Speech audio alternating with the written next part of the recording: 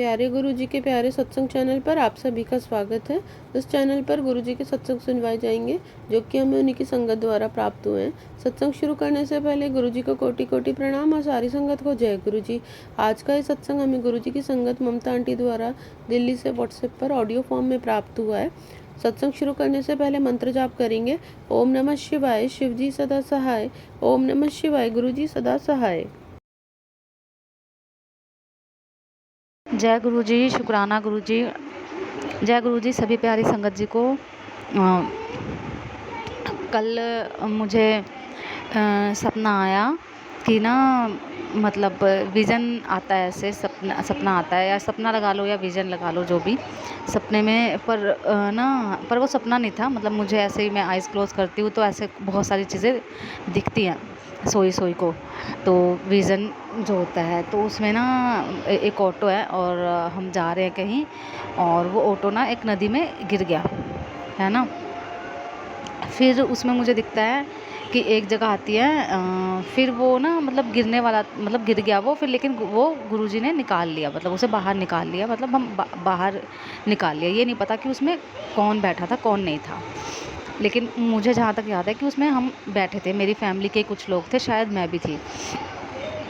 तो उसमें से गुरुजी ने निकाल लिया। फिर मुझे दिखता है कि मैं अपनी बुआ के घर हूँ, जिनसे मैं बहुत सालों से, पता नहीं कितने साल हो गए मुझे मिली नहीं हूँ। मैं उनके घर पर हूँ और मेरे भाई भी हैं, बुआ का ही बेटा है, वो बहुत बड़े हैं हमसे। तो मैं उन्हें नमस्ते कर रही हूँ, मैं कह रही हूँ वीरे सत श्री अकाल, तो ऐसे हाथ जोड़ के तो कह रहे हो। मैंने कहा भैया बहुत कमज़ोर हो गए, मतलब इस तरह से। वो फैमिली का सपना था। वहीं पर ही मेरे पापा बैठे हैं और मैं कह रही हूँ वहाँ से कि पापा आप चलो यहाँ से, तो वो जा नहीं रहे, लेकिन फिर बाद में पापा चले गए। मतलब ऐसी बहुत सारी चीज़ें मेरे को दिखी। फिर उसके बाद गुरुजी के दर्शन होते हैं, मेरे को स्वरूप के दर्शन होते हैं गुरुजी के। बहुत बड़ा स्वरूप था गुरुजी का, उसके दर्शन होते हैं। फिर एक गुरुजी का जो जिस जैलो चोले में स्वरूप लगा हुआ है ना हमारे घर में, उसी के दर्शन होते हैं। लेकिन संगत जी उसमें ना गुरुजी की गर्दन जो है, जो ना फेस ऐसे बिल्कुल पीछे को मुड़ी हुई है, और मुझे ऐसे तिरछी नज़र से गुरुजी महाराज देख रहे हैं, कि जैसे कि सब कुछ देख रहे हैं वो, और सारी नज़र है उनकी मेरे ऊपर, सारी नज़र है, मतलब वो सब कुछ देख रहे हैं। ऐसे करके मेरे को सपना आता है ना। और मैं कुछ मेकअप का सामान है और चूड़ियाँ या इयररिंग्स वगैरह ऐसी चीज़ें ख़रीद रही हूँ, लेकिन मैं ख़रीदती नहीं हूँ, बस मैं देख ही रही हूँ। और मम्मी भी हैं वहाँ, पापा भी हैं, मतलब इस तरह से कोई सपना था। ठीक है। एक तो वहाँ गुरुजी ने मुझे, तो संगत जी देखो समझ नहीं आया, ना ही इतना मुझे पता है, ना ही इतना कोई ज्ञान है मुझे कि इसमें गुरुजी ने कौन सा कष्ट काटा, क्या कष्ट काटा। लेकिन उसके लिए क्योंकि मुझे नहीं पता सचमुच में, तो कोटि कोटि शुक्राना गुरुजी। जो भी संकट आने वाला था या कुछ भी था तो वो आपने काटा, उसके लिए शुक्राना गुरुजी, अनंतम अनंतम शुक्राना। फिर संगत जी क्या होता है, मंगलवार वाले दिन मेरे को ना कब से ये लग रहा है कि मैं सुंदरकांड करा लूँ। एक तो मुझे ये लग रहा है बहुत ज़्यादा कि मैं घर में नेगेटिविटी फ़ील हो रही है, मेरे को बहुत ज़्यादा परेशान करती हैं कुछ चीज़ें।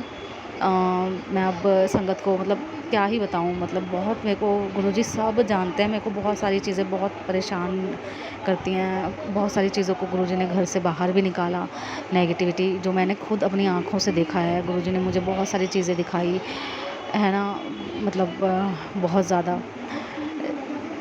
मैं अब क्या बताऊँ। ठीक है, तो बस मैं इतना ही बताऊँगी, ज़्यादा डीप में नहीं जाऊँगी, मैं संगत को डराना नहीं चाहती। बहुत सारी चीज़ें गुरुजी ने घर से बाहर निकलवाई, नेगेटिविटी जो थी। तो ब्लैक मैजिक के भी सत्संग सुनवाए।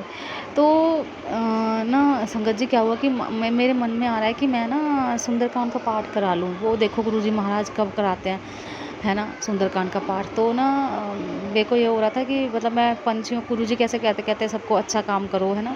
तो मंगलवार को बंदरों के लिए ना, मंकीज़ के लिए केले लिए हमने। तो एक बंदे से पूछे, मैं अपने पापा को साथ में लेके गई।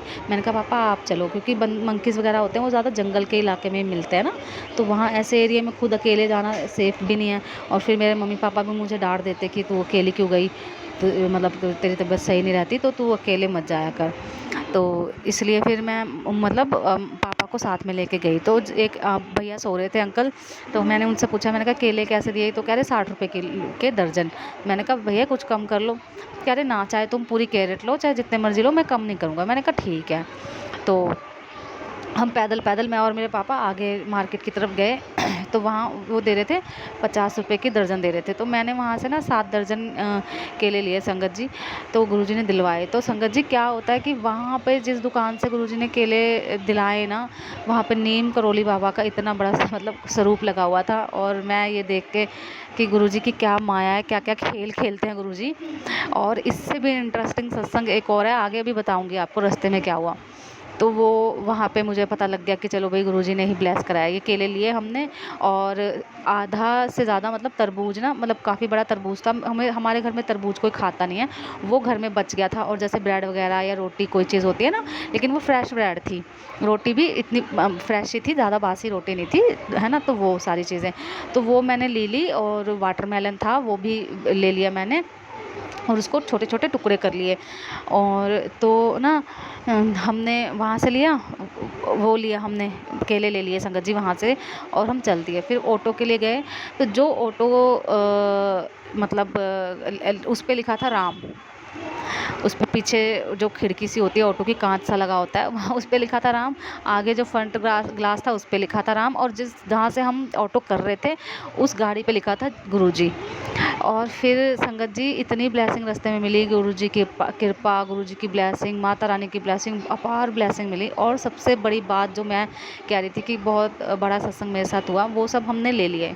ठीक है, हम चल दिए। बड़े उसके बाद भैया 200 रुपये में मान गए कि आने जाने में तुम वहाँ केले डाल देना, वहाँ पे बंदर होते हैं।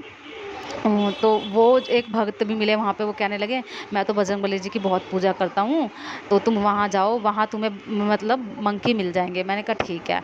तो मैं और पापा बैठ गए ऑटो में। तो संगत जी क्या होता है कि एक ऑटो, हमारी गाड़ी के आगे जो ऑटो खड़ा था, तो उस पर लिखा हुआ था लाडली नंबर 13, रेड कलर में हिंदी में लिखा हुआ था लाडली नंबर। और 13 जो जैसे 13 गिनती लिखी होती है वैसे लिखा हुआ था लाडली नंबर 13। और बजरंगबली की, राम जी की, माता रानी की इतनी ब्लेसिंग गुरुजी महाराज की मिली, मैं आपको बता नहीं सकती। ऐसे लग रहा था कि जैसे कल मेरे पर ही और मेरे पापा पर भी कोई कष्ट था, जो कि हमने ऑटो ही करा। जिस तरह से मैंने देखा था कि ऑटो ऐसा हमारा गिर गया और गुरुजी ने हमें बचा लिया ऐसे, तो वो कष्ट गुरुजी ने हमारा काटा, इस तरह से काटा हमसे, ये चीज़ करवा के गुरुजी ने उस पर लिखा हुआ था लाडली नंबर 13। तो संगत जी अब आप सोचो, हम वहाँ पे पहुँच गए जहाँ मंकी थे। हमने इतनी देर में, अब वो ऑटो भी कहीं चले गया होगा, फिर वो मुझे दिखना बंद हो गया, मुझे वो दिखा नहीं। और हम अपना मुड़ गए उधर को, हमारा रास्ता वो मैं भूल भी गई वो बात, ठीक है। और हम ना अपना केले वेले डालने में, और मंकी ने जो डाला था वो डाल डूल के हमने वापस कहा भैया को कि चलो भैया वापस, तो वो वापस चलने लगे। संगत जी वो ऑटो फिर से हमारे ऑटो के सामने था, और उस पर फिर से लिखा हुआ था लाडली नंबर 13, लाडली नंबर 13 लिखा हुआ था उस पर।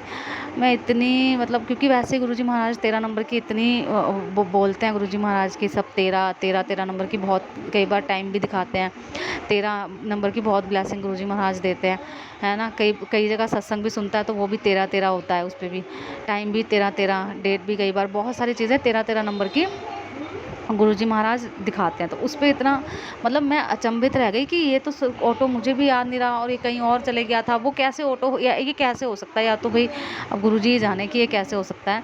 तो वो ऑटो फिर से हमारे सामने ही था, और वो 13 लिखा, उस पर जो लिखा था कि 13 लाडली नंबर 13। तो उसके लिए अनंतम शुक्राना गुरुजी महाराज, इतना अच्छा काम कराया। फिर वहाँ पे ना कुछ केले, दर्जन केले हमारे ना, मतलब काफ़ी केले बच गए थे, क्योंकि मंकीज़ ने खाए नहीं और भी लोग बहुत कुछ डाल के गए थे उन्हें।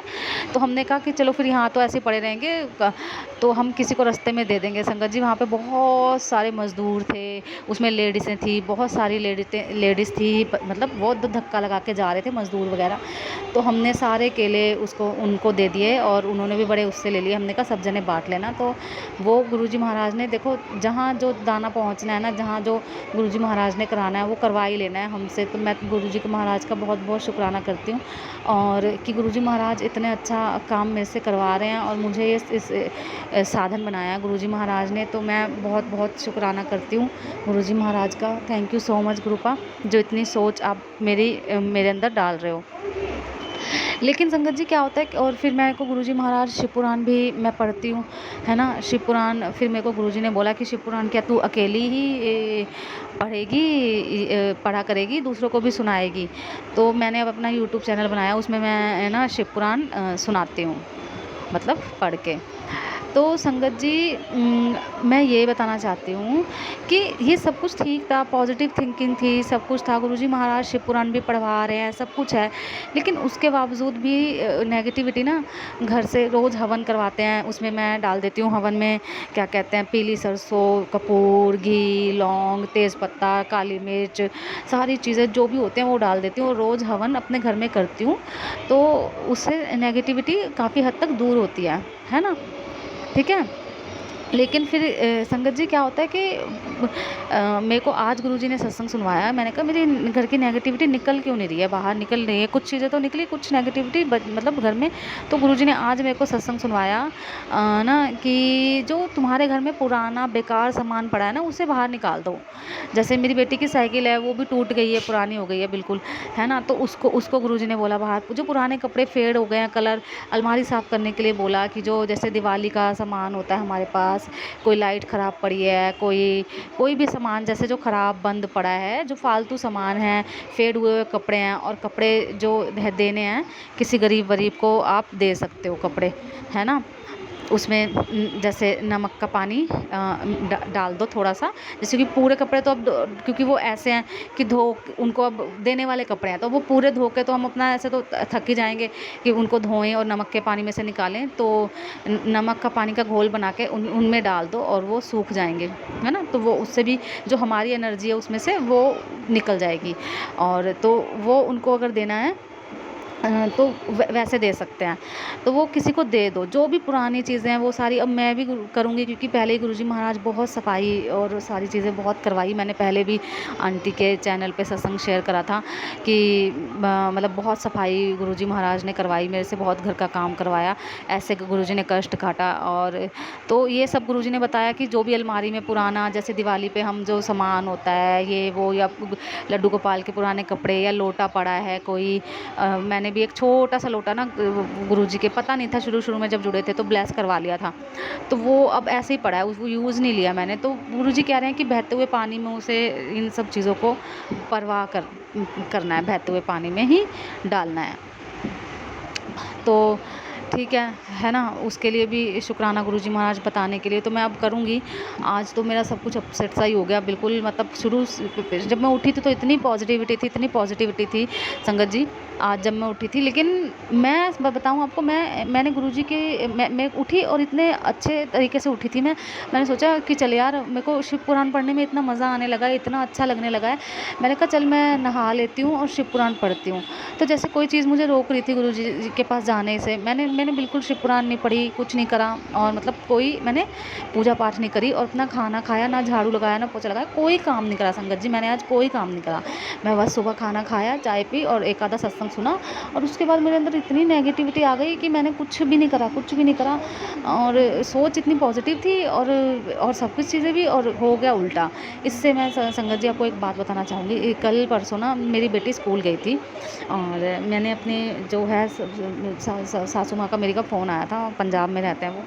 तो कहती हैं वो, जब भी उनका फ़ोन आता है ना, पता नहीं भैया क्या बात है क्या नहीं है, गुरुजी जाने, हम कुछ चीज़ें क्या ही बोलूँ मैं किसी को।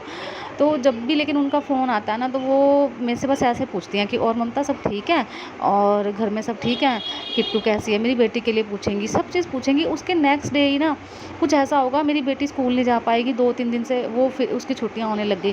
ठीक है, मतलब वो चाहते नहीं हैं कि मैं अपने हस्बैंड के साथ रहूँ सही सलामती से, मतलब हमारा वो चाहते हैं कि सारे पैसे वो ले लें, इनके मेरे हस्बैंड के जो भी ये कमाते हैं, कि वो इन्हें क्यों दे रहा है। मतलब अब मेरे हस्बैंड, मतलब कि उनको मैं क्या ही बोलूँ, उनके मम्मी पापा के लिए वो कुछ समझ नहीं पाएंगे ना, है ना? कुछ चीज़ें होती हैं जो बस हम उस चीज़ में फंस के ही रह जाते हैं, जैसे कि बस वो गुरुजी जानते हैं या मैं जानती हूँ। अगर मैं उनसे कितनी बार मैंने शेयर भी करा है, तो वो विश्वास थोड़ा ना करते हैं, वो विश्वास नहीं करेंगे।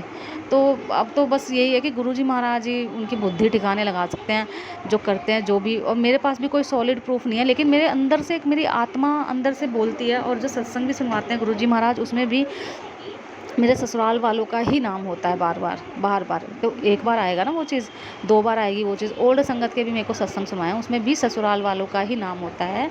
और ये भी होता है कि जो मेरे हस्बैंड अंकल के पास्ट में कोई रिलेशनशिप रहे हैं किसी लड़कियों से, उन आंटियों से, वो भी चिढ़ के मारे मेरी बेटी के ऊपर, बच्चे के ऊपर कुछ ना कुछ कर कर देते हैं, है ना?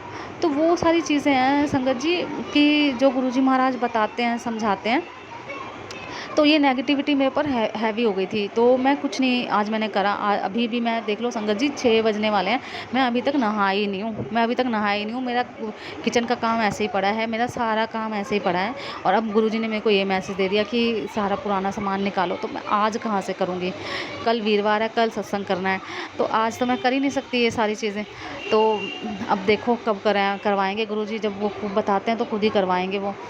तो एक सत्संग मेरे को गुरुजी ने और सुनवाया, उसमें था कि कभी भी जो भी है कष्ट गुरुजी महाराज ऐसे कटवा देते हैं। एक तो इतना शुक्राना है गुरुजी महाराज का, क्योंकि हम उनका जो कई बार हमें ऐसा लगता है, मैं खुद अपना बता रही हूँ, कई बार मुझे ऐसा लगता है कि जैसे गुरुजी लाइफ में आए हैं तो कई चीज़ें तो बहुत अच्छी हुई हैं, बहुत पॉजिटिविटी आई है। लेकिन कई बार जैसे हो जाता है ना, एक तरीके के सत्संग सुन के हम ऊब जाते हैं, परेशान हो जाते हैं कि यार ये क्या हो रहा है हमारे साथ, ऐसे ही सत्संग क्यों बार-बार आए जा रहे हैं। आज मेरे साथ वो चीज़ हो गई थी संगत जी। फिर मेरे को गुरुजी ने सत्संग सुनवाया कि है ना, ऐसे जो डरावने से मैसेज होते हैं उनके ऊपर ज़्यादा ध्यान मत दो, लेकिन जो सत्संग आपके पास बार-बार क्लिक हो रहा है वो गुरुजी की आज्ञा से होता है। और फिर मेरे साथ भी वही चीज़ हुई। तो ना मैंने सोचा मन में, मैंने कहा आज सारे चैनल जो है ना, जो भी मैंने सब्सक्राइब कर रखे हैं, इसीलिए मेरे पास इतने नोटिफिकेशन आते हैं ऐसे उसको, तो मैं सारे अनसब्सक्राइब कर दूँगी और सारे अनसब्सक्राइब कर दूँगी, किसी को सब्सक्राइब नहीं करूँगी, ताकि मेरे पास वही नोटिफिकेशन आए जो गुरुजी मुझे सुनाना चाहते हैं। तो संगत जी आप विश्वास करेंगे कि मेरे पास ना फिर से वही, जिनको मैंने चैनल को सब्सक्राइब ही नहीं कर रखा, वही नोटिफिकेशन आ गए। मैं देख ली, मैंने कहा देख अब मैं इसे अनसब्सक्राइब करती हूँ। अनसब्सक्राइब क्या करूँ जब मैंने उसे सब्सक्राइब ही नहीं कर रखा। उसमें यही लिखा था कि तेरे पति के, मतलब वही कि तेरे सास ससुर तेरे ऊपर कुछ कर रहे हैं, तुम दोनों को अलग करने के लिए। तो वही चीज़ है, रात भी हमारी, मेरे और मेरे हस्बैंड की लड़ाई पैसों के पीछे होने वाली थी। तो वहाँ गुरुजी हाजिर नाजिर है, हमारे बेडरूम में ही गुरुजी का मंदिर है। तो वहाँ पे गुरुजी ने रोका, मैं ही, क्योंकि गुरुजी ने बहुत हिम्मत दी है, शांति दी है, तो मैं चुप हो जाती हूँ। पैसों का मुझे पता नहीं चलता वो क्या करते हैं क्या नहीं करते, मेरे को तो हर चीज़ देते हैं। लेकिन जैसे फ़ोन भी मैं मांगती हूँ तो फ़ोन भी छुपा लेते हैं, नहीं फ़ोन मत ले, है ना। जैसे अब अपने मम्मी पापा को देते होंगे, मुझे कोई हर्ज नहीं है, वो पैसे देना चाहते हैं या क्या करते हैं, पर मुझे ये लगता है कि कहीं गलत हाथों में ना जा रही हो वो चीज़ ना, ये लगता है। अब मम्मी पापा को पैसे दे रहे हैं, ठीक है, मुझे उससे कोई प्रॉब्लम नहीं है, लेकिन एटलीस्ट मैं कोई दुश्मन थोड़ी ना हूँ उनकी, जो तो मुझे बता के नहीं दे सकते, मुझसे छुपा के देते हैं कि इसको कोई वो ना हो, मतलब एक ईगो होती है ना वो।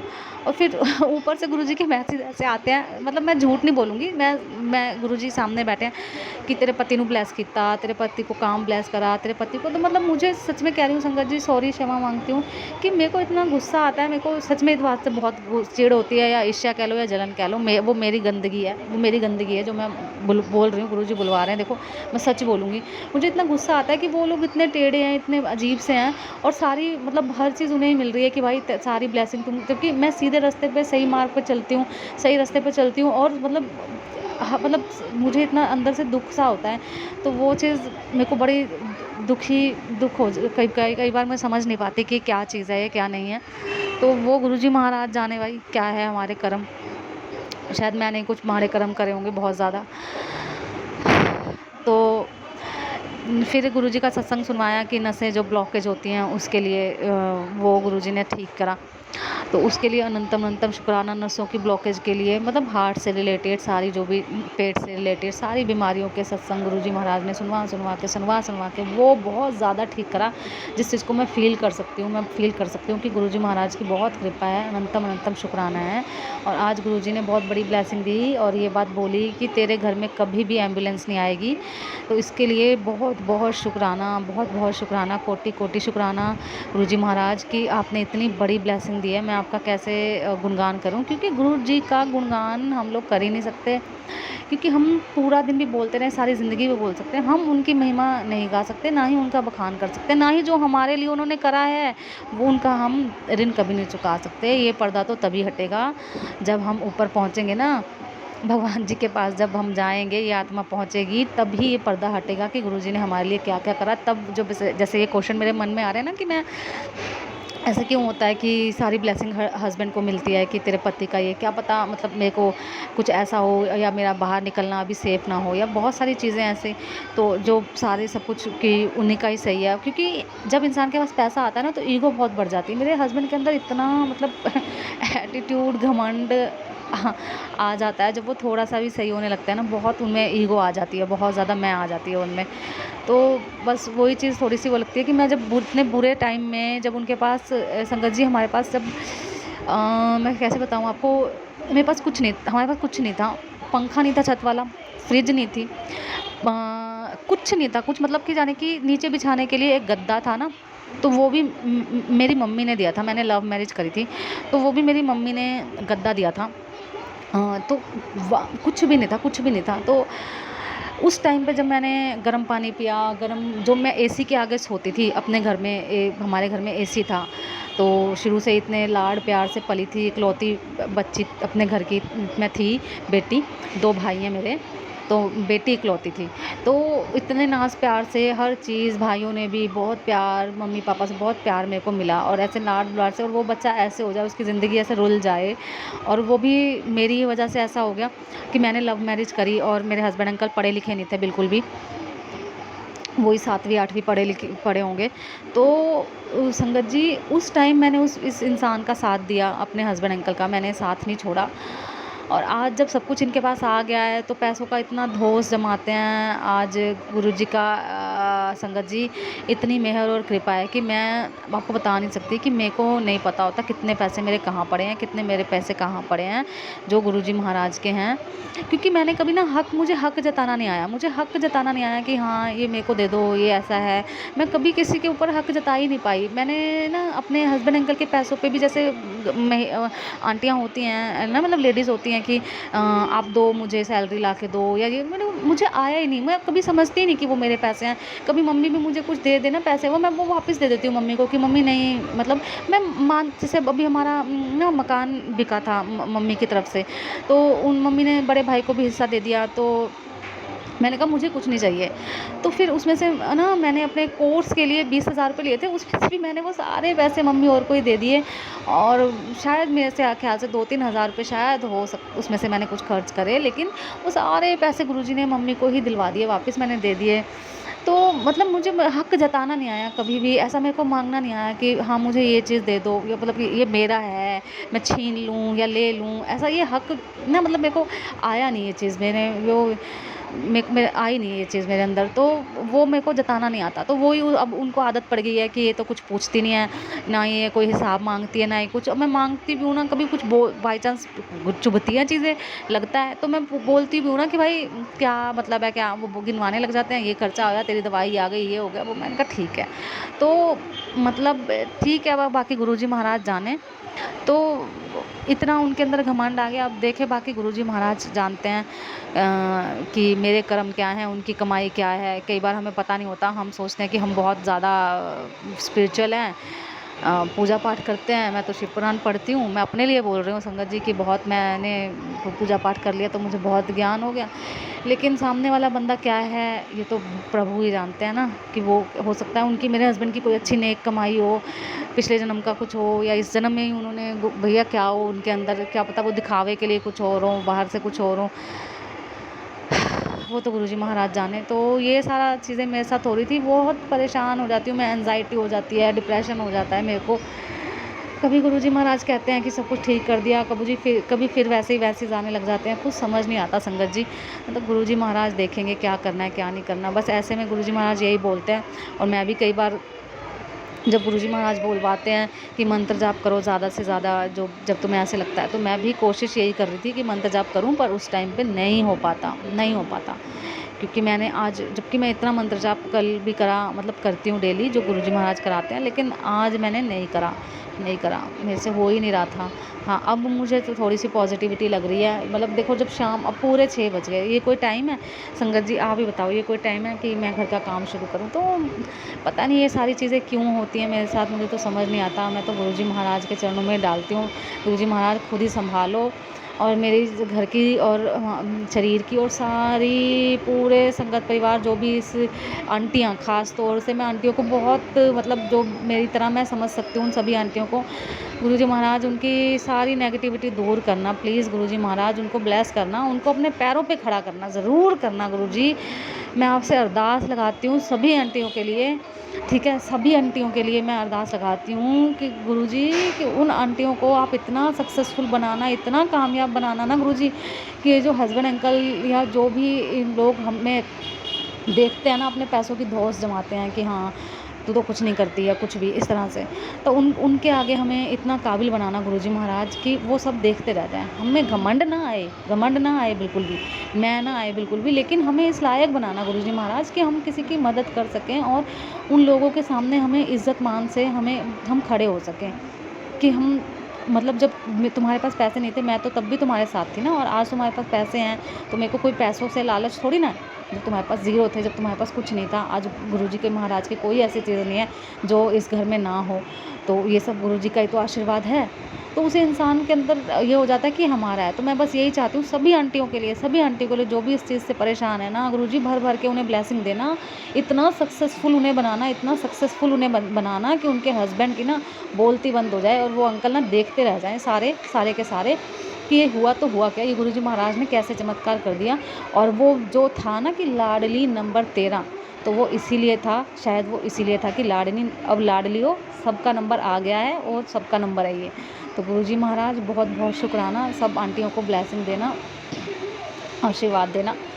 जय गुरुजी, शुक्राना गुरुजी।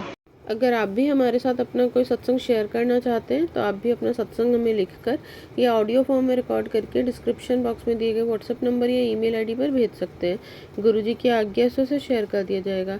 और उन सभी संगत का शुक्राना जो हमारे साथ अपने सत्संग शेयर करते हैं।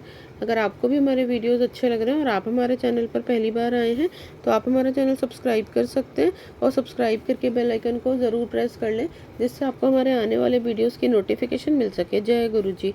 ओम नमः शिवाय। शिवजी सदा सहाय। ओम नमः शिवाय। गुरुजी सदा सहाय।